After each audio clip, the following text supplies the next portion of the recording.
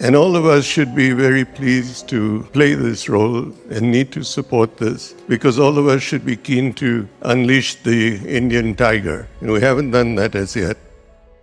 Honorable Prime Minister, Honorable Chief Minister, and members of the audience, I can't make a speech in Hindi, so I shall try to communicate with all of you in English. The message will be the same. It will be from my heart.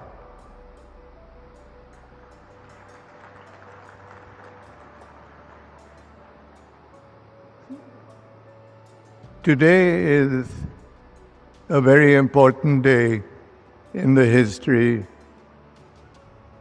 of the state of Assam. It is a day that raises Assam to a higher level in terms of health care and treatment of cancer that has not been experienced by the other states in the country. It really is a day that cancer, which is not a rich man's disease, is being equipped to serve and treat the millions of people that are inflicted. None of this would have taken place if it had not been for the insight and futures of our enlightened Chief Minister, who has been the driving force in this entire activity. And of course, none of this could ever happen without the support and the earnest desire to give Assam the recognition it deserves, and that would be our Honorable Prime Minister.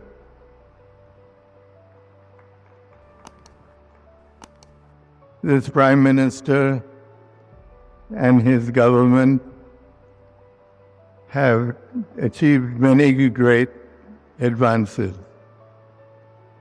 And it is humbling and at the same time a question of great pride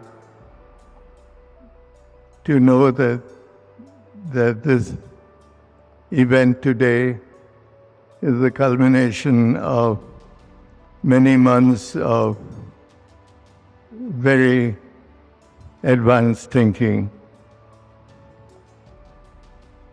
I shall not bore you with more statements. I should just say thank you very much. And thank you, Mr. Prime Minister and Mr. Chief Minister and the government for all that they have done. I dedicate my last years to help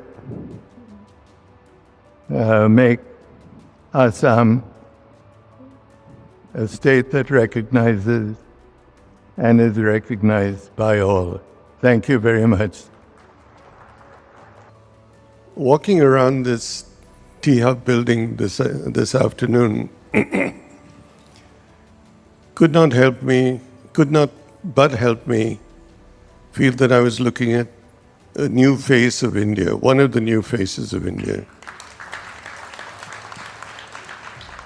The face of entrepreneurship, innovation, and enterprise. Entrepreneurship and the sense of enterprise is not new in India. We're a nation of people who have been shopkeepers, small cottage industry managers and owners. We have done this over the years. We have been entrepreneurs, be it in agriculture, be it in traditional industries. And yet we have not been recognized all over the world as an enterprising country.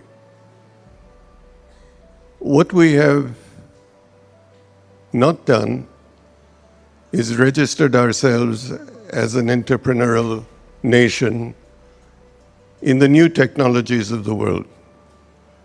The technologies that don't require billions of dollars to establish, that don't require hundreds of acres to build. Enterprises that are built on innovation that's in your mind, non-traditional, untried, and sometimes risky, but that make a big, big difference in the world of tomorrow. This is what elevated the United States in the 80s into a new world of technology and high tech. It changed the way we live.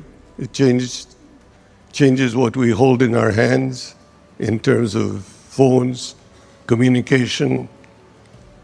And yet India has only been a part of it through people who left India and gone elsewhere. And why? Because the environment here didn't support them.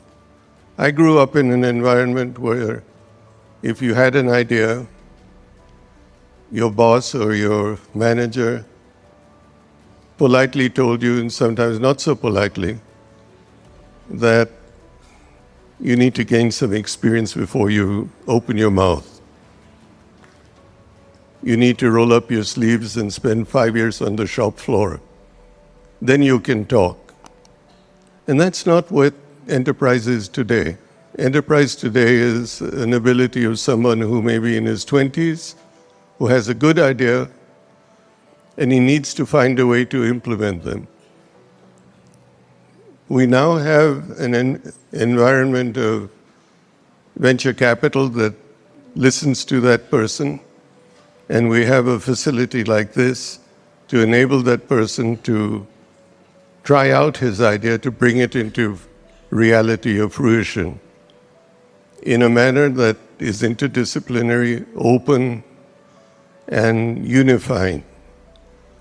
So this is, in fact, the first look at the new India of tomorrow.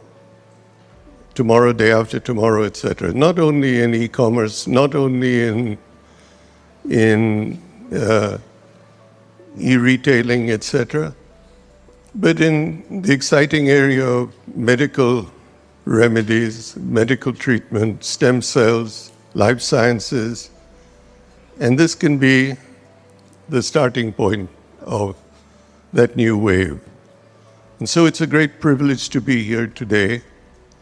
This is an area that needs all of our support and needs for us to be proud of what we have, but it needs for us to be keen to not be satisfied with what we have, but to go further and to be leaders in the world, not in the country alone. So my enthusiasm in the new India of tomorrow continues to be there. I continue to feel the need to support enterprising young Indian engineers and scientists. And all of us should be very pleased to play this role and need to support this, because all of us should be keen to unleash the Indian tiger. And we haven't done that as yet. So let's all put our hearts and souls behind the fact that this is going to be the new India of tomorrow.